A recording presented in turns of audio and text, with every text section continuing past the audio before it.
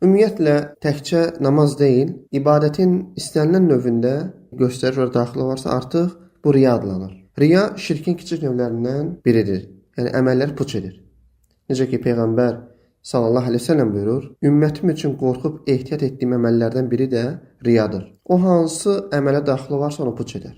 Muhammed ibn Əbu Mənsurdan rəvayət olunur ki, İsrail oğullarından bir abid, yəni çox ibadət edən biri vardı. 40 il dəliyi olmayan zirzəmidə gizlin Allah-u Teala ibadət edirmiş.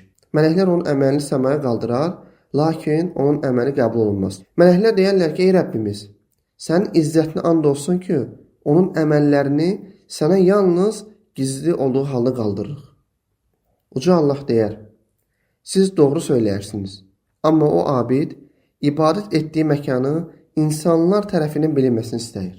Subhanallah. Abid qulun əməlinin qəbul olunmamasının səbəbi öz içindən kaş ki mənim ibadətimi və çalışqanlığımı insanlar bilə-bilə keçirməsi idi. Baxmayaraq ki, o əməllərini insanlardan gizlədərək edirdi. Yəni, bu əsərdə bizə uca Allaha qarşı əməllərimizdə ixlasın necə önəmli olmasını göstərir.